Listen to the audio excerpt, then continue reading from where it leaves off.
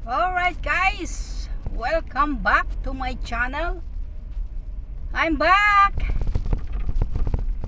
Well, eto, nagpunta kami pare-pareha sa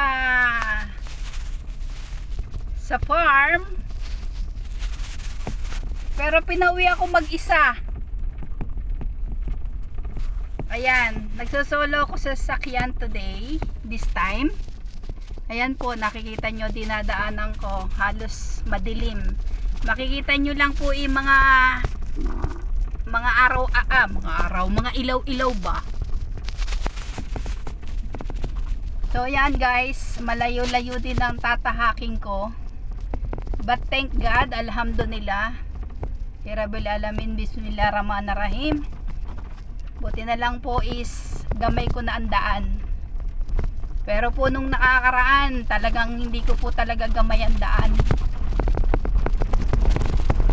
So magbabakasyon ng mga amo ko dito sa bukid.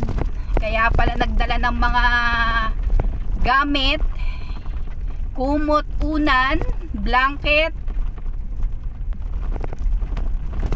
Yan.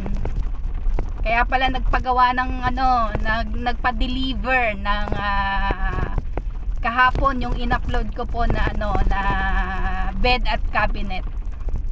So guys, andyan na po yung daan na yan. Talagang madilim po ang tatahakin ko hanggang sa makalabas po ako.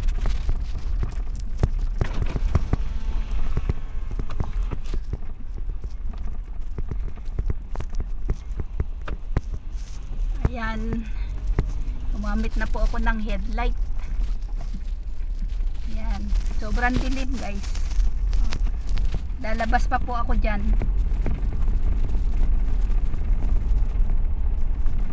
Alright guys, so ayan, samahan ninyo ko hanggang makalabas dito sa sa farm na to. Hanggang makarating naman ako dito sa pinaka road nya. Hindi na po ako magbi-video kasi medyo delikado po yung daan, walang ilaw. So hindi ko na po kayang hindi ko na kayang i-video ba. So palabas na po ako ng farm. Ayan po. So hindi po ako dyan. Nakita nyo po, napakadilim. Ayan. So ayan ang aking hindi po ako dyan dadaan, paiba pong daan yan eh. Bali dito po ako sa kabila. Dito po. Yan, palabas na po ako.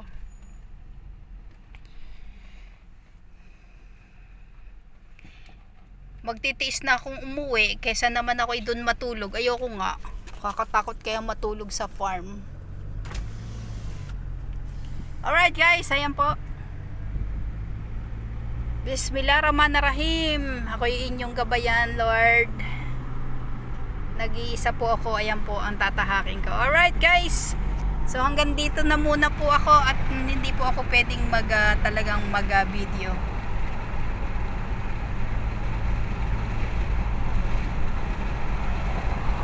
Pwede naman siguro, kaso lang medyo